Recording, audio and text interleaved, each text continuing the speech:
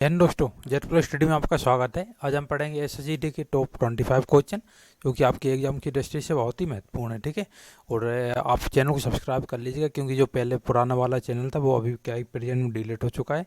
ठीक है, तो इस चैनल पे आपको लगातार वीडियो मिलेगी और इस चैनल को आप सब्सक्राइब जरूर कर लीजिएगा। ठीक है, तो आने वाली वीडियो आपको इसी पर मिलेंगी, जो समस्त वीडियो हैं वो इस पर ही आपको मिलेंगी हर बार। ठीक है, तो आपका आज का पहला क्वेश्चन है,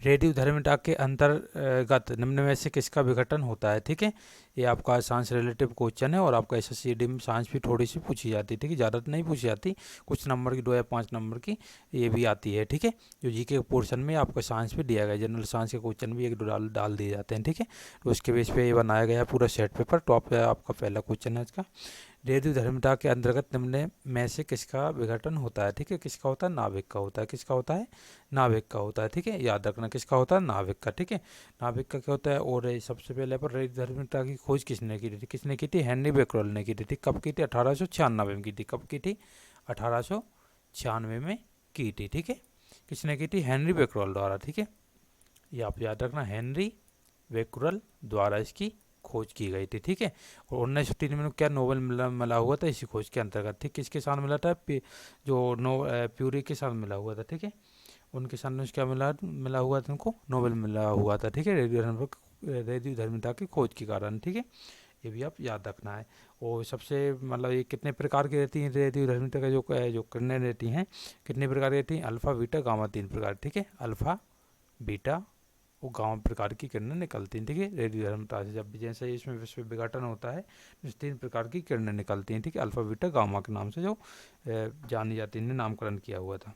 नेक्स्ट है आपका, एथेन का स्वाद कैसा होता है। ठीक है, एथेन का स्वाद कैसा होता है। ठीक है, तो इसके बाद मीठा होता है। कैसा होता है, थोड़ा कम मीठा होता है। ठीक है, तो आपका एथेन का मैं आपको फार्मूला बता दूँ, क्या होता है, C2H6। क्या होता है, C2H6, इसका क्या है, फार्मूला। ठीक है, इसमें कितने संयोजक बंध पाए जाते हैं, 7।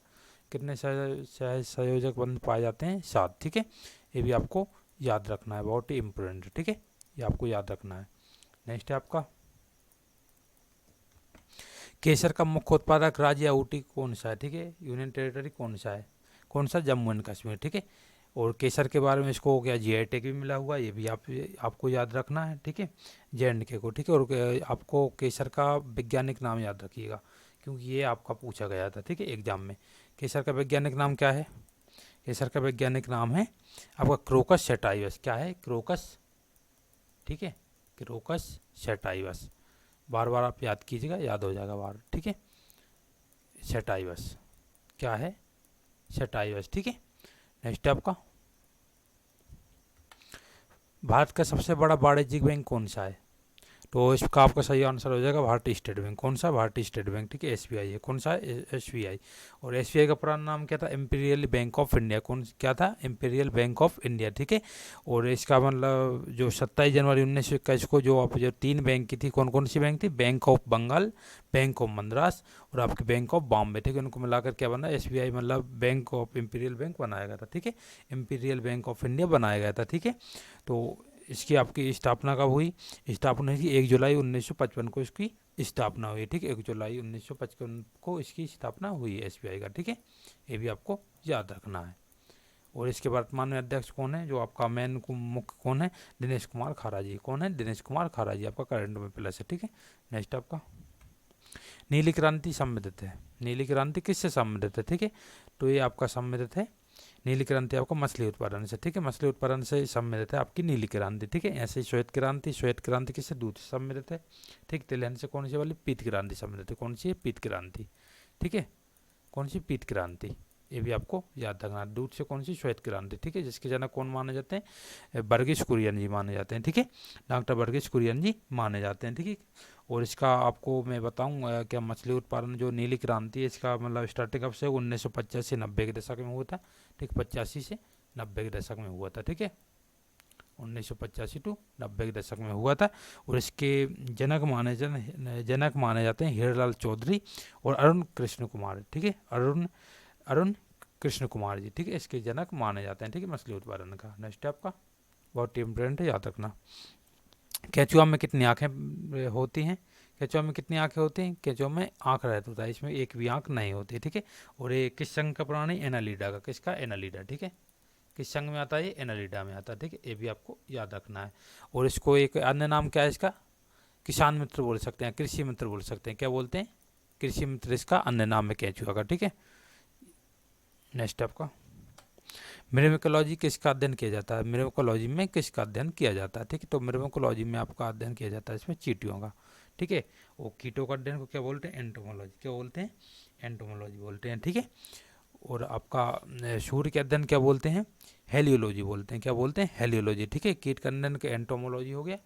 कीटों का अध्ययन क्या बोलते हैं? एंटोमोलॉजी, एंटोमोलॉजी,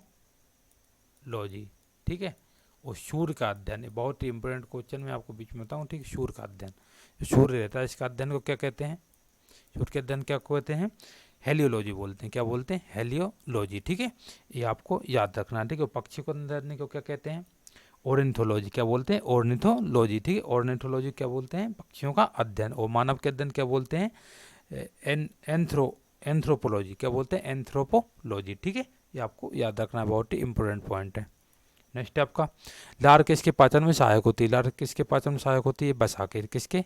सॉरी, स्टार्च के में। किस में होती है? स्टार्च के में आपका सहायक होती है, ठीक। और लार में कौन सा एंजाइम पाया जाता है? एमिलेज पाया जाता है, ठीक है। जो क्या करता है? स्टार्च को शर्करा में तोड़ता है। क्या करता है? स्टार्च को शर्करा में तोड़ता है, ठीक है। कौन सा? एमिलेज। कौन सा? एमिलेज, ठीक है। ये आपको याद रखना है, बहुत ही इम्पोर्टेंट है। नेक्स्ट है आपका पित्तरस किस ग्रंथि द्वारा बनता है? पित्तरस है वो किस ग्रंथि द्वारा बनता है, ठीक है। किस ग्रंथि बनता है? यकृत में। किस में बनता है? यकृत में बनता है, ठीक है। तो ये आपको याद रखना, किस में बनता है? यकृत में, ठीक है। यकृत में एक आपका वो पाया जाता है, एंजाइम पाया जाता है जिसको एएलटी बोलते हैं, ठीक है। एएलटी का पूरा नाम है आपका अलेनिन ट्रांस एमिनेज। क्या है? अलेनिन ट्रांस एमिनेज, ठीक है। ये इस नाम का एक क्या एंजाइम पाया जाता है? अलेनिन और ट्रांस एमिनेज। क्या? ट्रांस एमिनेज, ठीक है। इस नाम के नाम से क्या पाया जाता है? इसमें एक एंजाइम पाया जाता है, ठीक है। ये आपको याद रखना है। ये स्रावित होता है इससे, ठीक है। इसकी कोशिकाओं से स्रावित होता है। नेक्स्ट आपका न्यूटन की गति के पहले नियम से परिभाषा प्राप्त होती है। किसकी प्राप्त होती है? ये होती है जड़त्व की, इनर्शिया की। किसकी? जड़त्व की, ठीक है। मतलब कोई वस्तु आपकी विरामावस्था में है तो विरामावस्था में जब तक रहेगी जब तक इसमें कोई बार बाह्य बल न लगाया जाए, ठीक है।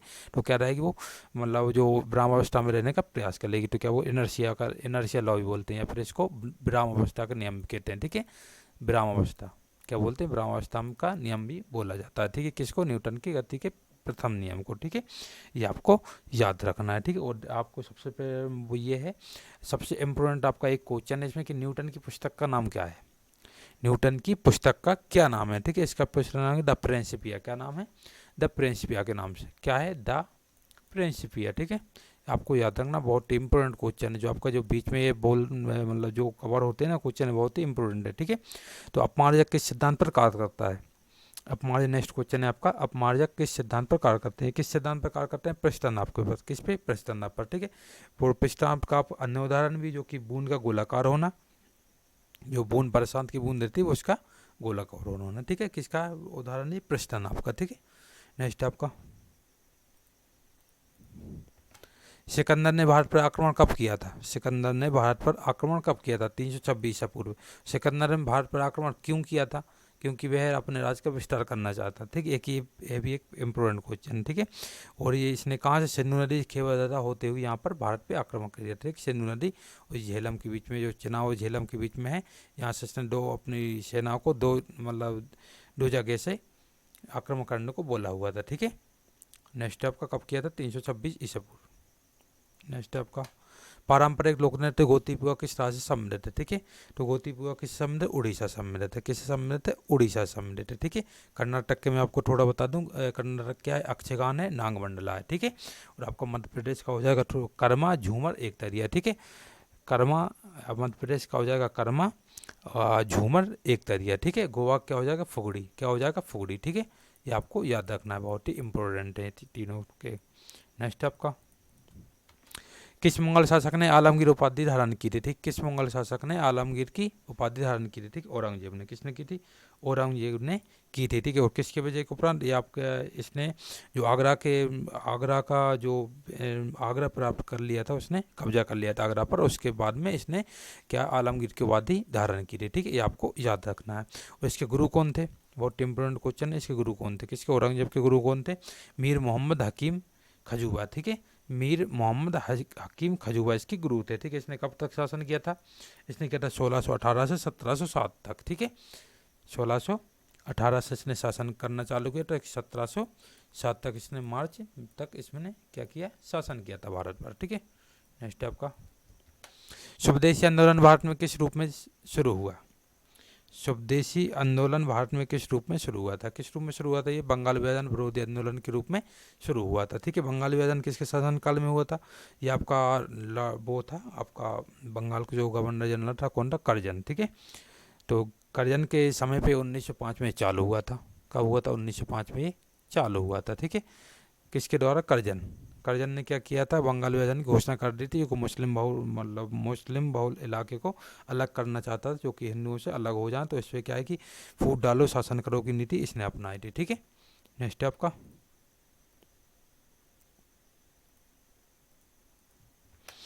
खेलो इंडिया यूनिवर्सिटी गेम्स 2022 का आयोजन कहाँ होगा, ठीक, कहाँ होगा, ये आपका बेंगलुरु में होगा, कहाँ पर होगा, बेंगलुरु में होगा, ठीक है। बेंगलुरु मतलब कर्नाटक में इसका होगा, ठीक है। तो आपको याद रखना है।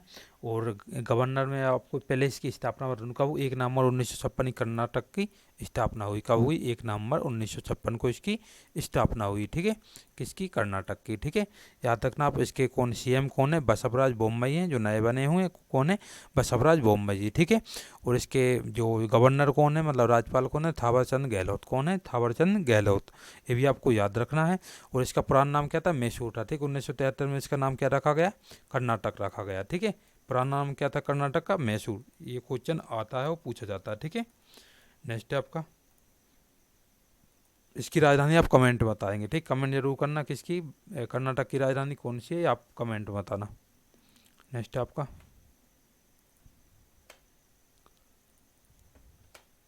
भारत का पहला हाथी जिम किस स्थान पर खोला गया, ठीक है। भारत का पहला हाथी जिम किस स्थान पर खोला गया, ये कहाँ पर, राजाजी टाइगर रिजर्व में, ठीक है। कहाँ पर है, उत्तराखंड में, कहाँ पर है, उत्तराखंड में, ठीक है। और सबसे इम्पोर्टेंट क्वेश्चन, 1992 से हाथी परियोजना लागू की थी भारत सरकार ने, ठीक है। हाथी परियोजना लागू की थी, ठीक है। हाथी परियोजना कब से लागू की थी, आपका 1992 से, ठीक है। हाथी परियोजना के रूप में लागू की। और देश का पहला हाथी पुनर्वास केंद्र कहाँ पे खोला गया, हरियाणा में, ठीक है। और हाथी हाथी का जो इलाज करने के लिए हॉस्पिटल कहाँ पे खोला गया था, आपका मथुरा में खोला गया था, ठीक है। ये भी आपको याद रखना है, बहुत ही इंपॉर्टेंट है ये। 1784 में बंगाल की एशियाटिक सोसाइटी की स्थापना किसने की थी, ठीक है। ये बहुत इंपॉर्टेंट क्वेश्चन है, कब किसने की थी, विलियम जोन्स के द्वारा की गई थी, किसके द्वारा की गई थी, विलियम जोन्स के द्वारा की गई थी, ठीक है। तो ये भी आपको याद रखना है। नेक्स्ट आपका, अफीम युद्ध अंग्रेजों और किसके बीच हुए थे, अफीम युद्ध हुए थे जो किसके बीच हुए थे, ठीक है। ये किसके हुए थे, चीन, किसके, अंग्रेजों चीन के युद्ध थे। कितने टोटल कितने युद्ध हुए थे, 2, ठीक है। कितने युद्ध हुए थे, ये 2, ठीक है। तो दोनों के पहला युद्ध कब हुआ था, 1839 से 1842 तक, 1839 से 42 तक पहला युद्ध हुआ, ठीक है।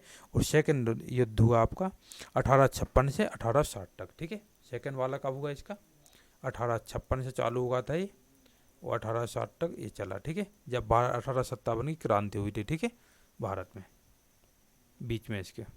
नेक्स्ट आपका, किस राजा को नेपाल देश का संस्थापक माना जाता है, ठीक है। बहुत ही इंपॉर्टेंट क्वेश्चन है, 25 जितने भी हैं ना, बहुत ही इंपॉर्टेंट क्वेश्चन, ठीक है। पृथ्वी नारायण शाह है, ठीक है। किसको, पृथ्वी नारायण शाह को, ठीक है। सीपीओ में क्वेश्चन पूछा गया था, अभी 2019 का जो पेपर एग्जाम हुआ था ना 2020 वाला, तो इसमें क्या सीपीओ में पूछा गया था, पृथ्वी नारायण शाह द्वारा इसकी स्थापना की गई थी, ठीक है। किसकी, नेपाल की। नेपाल की राजधानी क्या होगी, काठमांडू हो जाएगी, ठीक है। और इसका जो मुद्रा कौन सी चलती है, नेपाली रुपया चलती है, कौन चलती है, नेपाली रुपया, ठीक है। ये भी आपको याद रखना है, बहुत ही इंपॉर्टेंट है। नेक्स्ट है आपका, और इसका मतलब इसके राष्ट्रपति कौन है, विद्या देवी भंडारी, पीएम कौन है, शेर बहादुर देवबा, ठीक है। नेक्स्ट है आपका, राजतरंगिणी के लेखक कौन है, राजतरंगिणी के लेखक कौन है, ठीक है। ये कल्याण की पुस्तक, किसी पुस्तक है, कल्याण की, ठीक है। राजतरंगिणी किसकी पुस्तक है, कल्याण। अलबरूनी की कौन कौन सी है, अलबरूनी की आपकी किताब उल हिंद, कौन सी किताब, उल हिंद, ठीक है। और प्रेमचंद की कौन सी है आपकी, गोदान एवं गबन है। कौन सी है, गोदान एवं गबन, ठीक है, ये आपको याद रखना है। गोदान किसकी रचना, प्रेमचंद की। पढ़ने की कौन सी है आपकी, व्याकरण। कौन सी, पढ़ने की व्याकरण, ये भी आपको याद रखना है, बहुत ही इंपॉर्टेंट क्वेश्चन है ये, क्योंकि ये एग्जाम में पूछे गए हैं। नेक्स्ट आपका, तनाक किस धर्म संप्रदाय का पवित्र ग्रंथ है, बहुत ही बहुत ज़्यादा इंपॉर्टेंट, ठीक है, किसका है ये आपका यहूदी का। किसका है, यहूदी का। नेक्स्ट है आपका, और आपका इसमें थोड़ा सा बता दूं, ये यहूदी कहाँ पे हैं, इजराइल, प्रेजेंट में कहाँ पे, इजराइल इनके मतलब इनने बसाया हुआ है, इनका देश है, ठीक है, इजराइल, ठीक है, जो अभी प्रेजेंट में इजराइल और आपका वो उसके बीच, वेस्ट बैंक के बीच युद्ध वगैरह चल रहा था, ठीक है, ये भी आपको याद रखना। नेक्स्ट आपका, अवध का अंतिम नवाब कौन था, अवध का अंतिम नवाब कौन था, ठीक है, कौन था, वाजिद अली शाह था। कौन था, वाजिद अली शाह। कौन सा है, वाजिद अली शाह, ठीक है, आपको याद रखना है। वाजिद अली शाह कब तक रहा है, ये 1847 1856 तक, ठीक, 1847 में क्या बंगाल अवध का नवाब बन गया था, ठीक है। कब तक ये रहा था, 1856 तक ये रहा था, ठीक है। नेक्स्ट आपका, मैथन डैम किस राज्य में है, मैथन डैम किस राज्य में है, ये आपका झारखंड में है, ठीक है, झारखंड के कहाँ पर, धनबाद में है, ठीक है, झारखंड के धनबाद में ये डैम स्थित है, ठीक है। और कौन सी नदी पर है ये आपका मैथन डैम, बाराकर नदी पर। कौन सी नदी पर, बाराकर नदी पर। कौन सा है, बाराकर नदी पर, ठीक है, कौन सी नदी पर, बाराकर नदी, ठीक है, कौन सी नदी, बाराकर नदी। अब बाराकर नदी किसकी सहायक नदी है, दामोदर नदी की सहायक नदी। किसकी है, दामोदर नदी की सहायक नदी, ठीक है, ये भी आपको याद रखना है, बहुत ही इम्पोर्टेंट है। आपका नेक्स्ट क्वेश्चन है, खादर मिट्टी किस प्रकार की मिट्टी है, खादर मिट्टी किस प्रकार की मिट्टी है, जलोढ़ मिट्टी, ठीक है, जो वर्षा का जो जल रहता है बाढ़ के कारण से जो मिट्टी बह के आती है तो इसको क्या बोलते हैं, जलोढ़ मिट्टी बोलते हैं, ठीक है, ये बहुत ही उपजाऊ होती है। सबसे ज़्यादा उपजाऊ कौन सी मिट्टी होती है, जलोढ़ मिट्टी, मतलब ये खादर इसका ही दूसरा नाम है, ठीक है, ये आपको याद रखना है, बहुत ही इंपॉर्टेंट है। और बांगड़ भूमि क्या इसको बोलते हैं, जहाँ पर बाढ़ वगैरह का पानी नहीं आता, जो पुरानी मिट्टी जमी रहती है तो उसमें क्या उत्पादन कम होता है, ठीक है, उसको क्या बोलते हैं, बांगड़ मिट्टी बोलते हैं, ठीक है। तो ये आपके 25 क्वेश्चन थे जो बहुत ही आपके एग्जाम की दृष्टि से बहुत ही महत्वपूर्ण है।